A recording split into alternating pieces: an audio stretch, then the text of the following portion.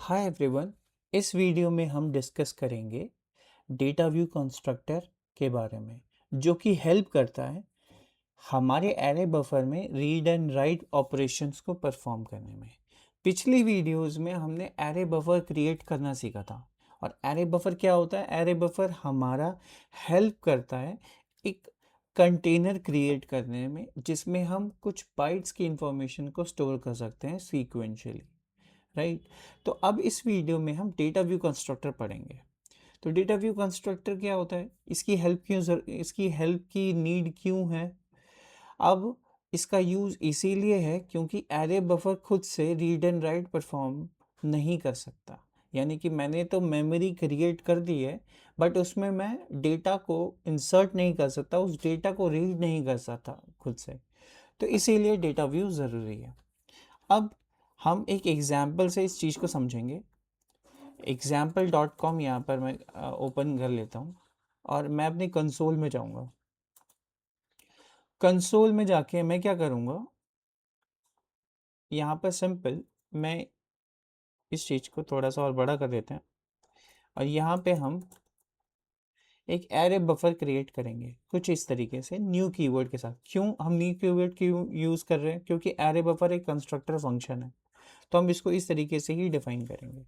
अब यहाँ पे मैंने एरे बफर के पैरामीटर्स आर्ग्यूमेंट्स के अंदर 4 दे रखा है। मीन्स मैं एक एरे बफर क्रिएट कर रहा हूँ 4 बाइट का, राइट। तो अगर मैं इसको क्लिक करूँगा और ए को यहाँ पे कंसोल करवाऊँगा, तो मेरे सामने 4 बाइट का एक एरे बफर क्रिएट हो चुका है और हम यहाँ पे देख रहे हैं जिसमें 000 इन्फॉर्मेशन स्टोर है, राइट। ठीक है। तो अब अगर हम इसमें रीड राइट परफॉर्म करना है तो हम कैसे करेंगे? सिंपली हम यहाँ पर फिर से एक डेटा व्यू का यूज़ करेंगे, जैसा कि हमने बोला था। अब डेटा व्यू के अंदर मैंने सिंपल यहाँ पर इसको इस तरीके से कॉल करा। अब ये एक फंक्शन है तो यहाँ पर इसको कॉल करेंगे। अब ये एक एरर दे रहा है कि हमें डेटा व्यू के साथ न्यू कीवर्ड भी यूज़ करना है। ऐसा इसीलिए क्योंकि एरे बफर की तरह डेटा व्यू भी हमारा एक कंस्ट्रक्टर फंक्शन है। तो ठीक है, तो हमें इसी मेथड के थ्रू, इसी चीज़ के थ्रू ऐसा ही लिखना पड़ेगा और न्यू एरे डेटा व्यू में एक एरे बफर मुझे पास करना पड़ेगा जो कि मैंने क्रिएट किया है, यानी कि ए। अब जैसे ही मैं यहाँ पे क्लिक करूँगा और वी टाइप करूँगा तो मेरे सामने यहाँ पे एक ऑब्जेक्ट क्रिएट हो जाएगा। अब अगर इधर मैंने ए करा और ए के अंदर देखा तो यहाँ पे अलग इन्फॉर्मेशन है और यहाँ पे कुछ अलग इन्फॉर्मेशन है। इसमें एक चीज़ ऐड हो जाती है बफर, जिसके अंदर वही सेम चीज़ है जो कि यहाँ प्रेजेंट है, राइट। वही प्रोटोटाइप इंट 8 एरे और कुछ इन्फॉर्मेशन लाइक रीसाइजेबल डिटैच, जिसके बारे में हम आगे पढ़ेंगे। ठीक है, तो ये सारी इन्फॉर्मेशन यहाँ पर है। तो अब हम यहाँ पर सबसे पहली चीज़ क्या करते हैं, हम यहाँ पे ये चीज़ देखते हैं कि प्रोटोटाइप के अंदर क्या क्या चीज़ें आ रही हैं। प्रोटोटाइप के अंदर गेट इंट 8 दिख रहा है हमें और यहाँ पर सेट इंट 8 मेथड भी दिख रहा होगा, ये रहा, राइट। तो ये कुछ ऐसे मेथड्स हैं जिसका यूज़ हम कर सकते हैं रीड एंड राइट ऑपरेशंस को परफॉर्म करने में। तो चलो एक बार करके देखते हैं। अब यहाँ पे मैं वी डॉट करके उन मेथड्स का यूज़ करूँगा क्योंकि मैंने वी वेरिएबल में इस चीज़ को स्टोर किया था। तो मैं वी डॉट अगर सेट इंट 8 का यूज़ करूँ और इसको यहाँ पर देखूँ तो यहाँ पर मुझे कुछ बोल रहा है बाइट ऑफसेट प्रोवाइड करने के लिए और एक वैल्यू प्रोवाइड करने के लिए बोल रहा है। तो चलो हम यहाँ पर बाइट ऑफसेट समझते हैं। बाइट ऑफसेट मीन्स एक ऐसा इंडेक्स नंबर जिसमें मुझे अपनी वैल्यू, अपने डेटा को स्टोर करना है। तो इट मीन्स जैसे मान लो मेरे को यहाँ पर 0th इंडेक्स को छोड़ देते हैं, 1 इंडेक्स पे आते हैं। तो 1 इंडेक्स पे मेरे को वैल्यू को स्टोर करना है और जिस वैल्यू को मैं स्टोर करना चाहता हूँ वो है 80, राइट। 8080। अब ये एक डेसिमल वैल्यू है। तो चलो हम यहाँ पर अपना कैलकुलेटर ओपन करते हैं और इस कैलकुलेटर में डेसिमल वैल्यू को हेक्स फॉर्मेट, ऑक्टल फॉर्मेट और बाइनरी फॉर्मेट में कैसे रिप्रेजेंट किया जाता है ये देखते हैं। तो 80 मैंने यहाँ पे टाइप किया तो इसको हेक्स वैल्यू में 50 रिप्रेजेंट करते हैं और ऑक्टल में इसको 120 और बाइनरी में कुछ इस तरीके से ये रिप्रेजेंट होता है। तो अगर मैंने यहाँ पे 80 टाइप किया और एंटर किया, राइट, जैसे ही मैंने यहाँ पे एंटर किया और मैं वी पे फिर से क्लिक करता हूँ और यहाँ पे इस मेमोरी इंस्पेक्टर पैनल को खोलता हूँ, तो मुझे दिख रहा है कि फर्स्ट इंडेक्स पे मेरे 50 इंफॉर्मेशन स्टोर हुई है। अब ये 50 क्या है? 50 हमारी हेक्स वैल्यू है।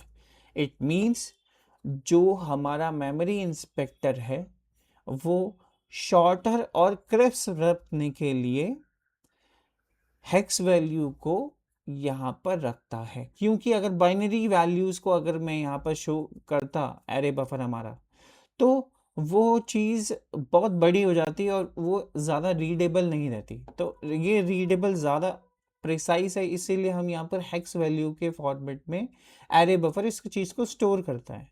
But behind the scene memory level पे ये बाइनरी ही स्टोर हो रहा होगा, यानी कि ये जो बाइनरी वैल्यू दिख रही है ना, यही बाइनरी वैल्यू स्टोर हो रही होगी।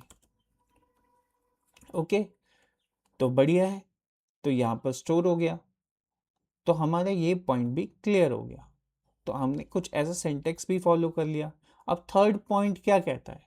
थर्ड पॉइंट ये कह रहा है कि we can connect your single array buffer with multiple data view. और ऐसा हम कर सकते हैं, मतलब हम एक एरे बफर के बहुत सारे व्यूज को, डेटा व्यूज को क्रिएट कर सकते हैं और फिर ऑफसेट वैल्यू भी प्रोवाइड कर सकते हैं। इस ऑफसेट वैल्यू का मतलब क्या है, ये हम प्रैक्टिकल करके देखते हैं।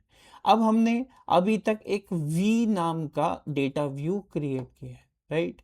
तो अब हम सेम एरे बफर का एक और डेटा व्यू क्रिएट करते हैं जिसमें मैंने ऑफसेट वैल्यू 2 दे रखी है। इस ऑफसेट वैल्यू 2 का मतलब ये हो गया कि जो एरे बफर हमने पास किया है उसके सेकंड इंडेक्स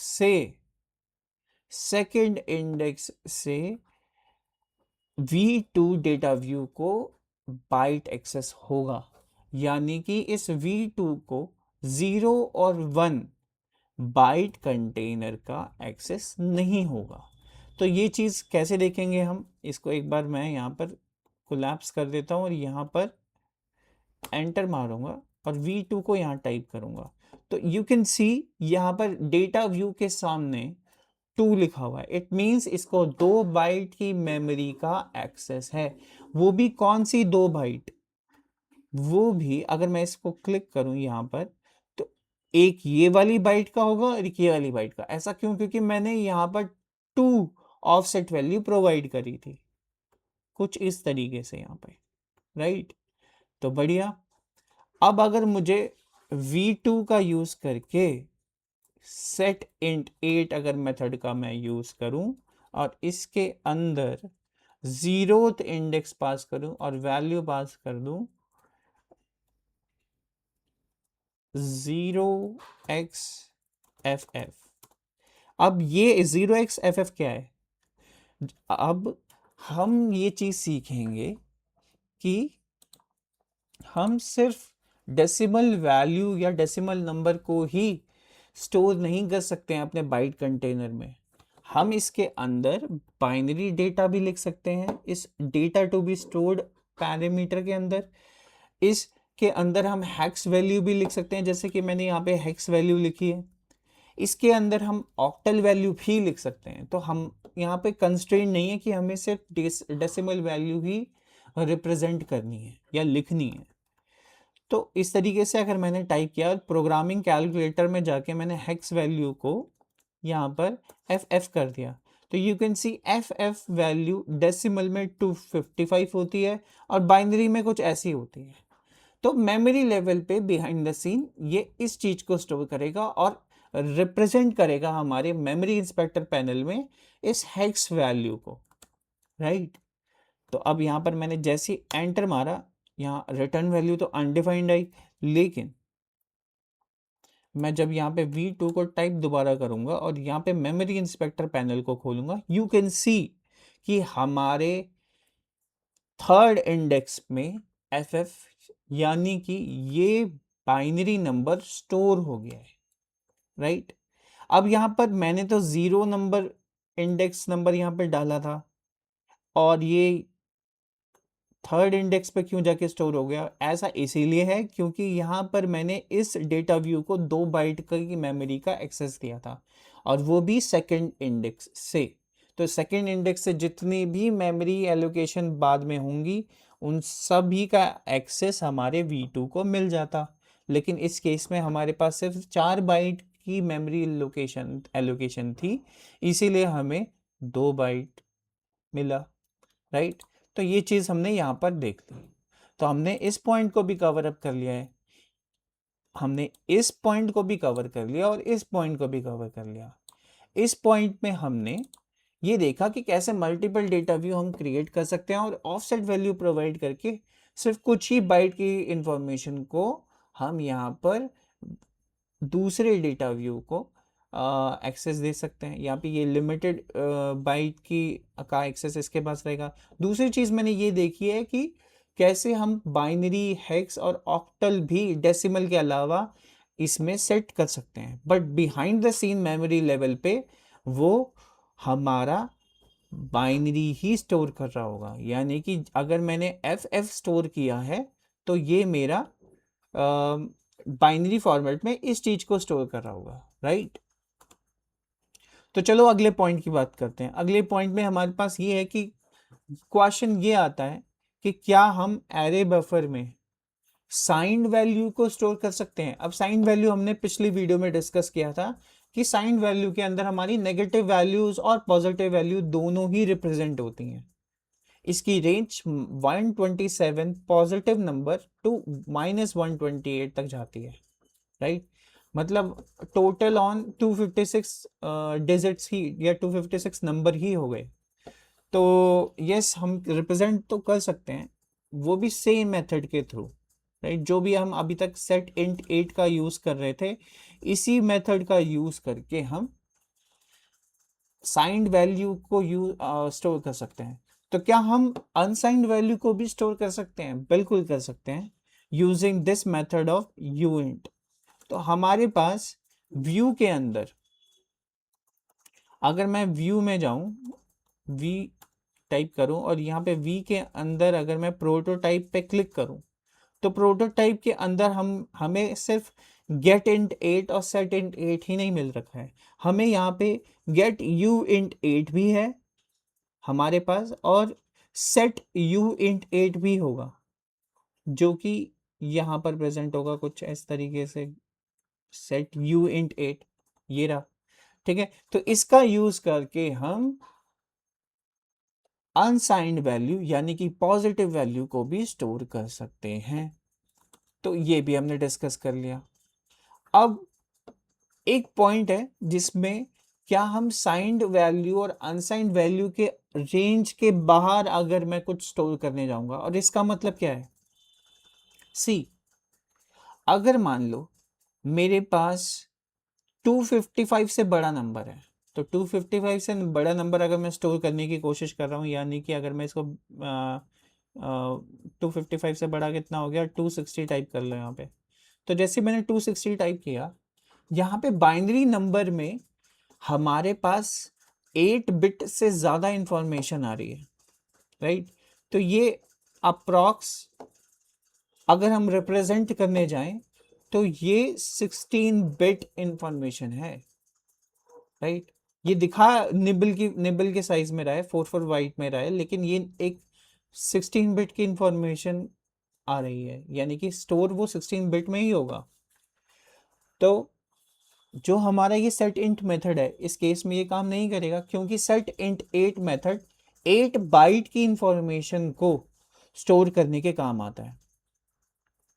लेकिन अगर कोई ऐसा नंबर जिसकी 8 बाइट से ज्यादा बाइनरी वैल्यू हो, यानी कि उसको कन्वर्ट करके उसकी वैल्यू जो आ रही है, बाइनरी वैल्यू, वो 8 बिट से ज्यादा हो, तो उस केस में हमारा ये मेथड काम नहीं करेगा।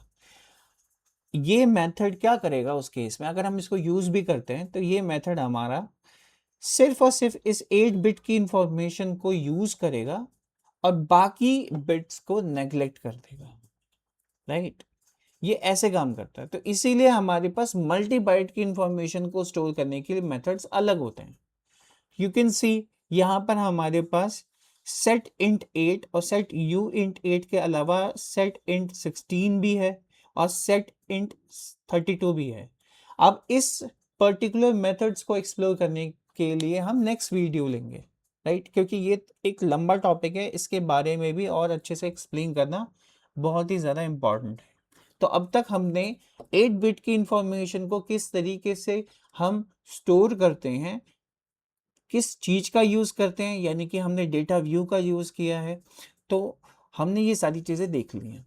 तो नेक्स्ट वीडियो में हम मल्टी बाइट की इंफॉर्मेशन को कैसे स्टोर करते हैं वो चेक करेंगे। So stay tuned for the next video.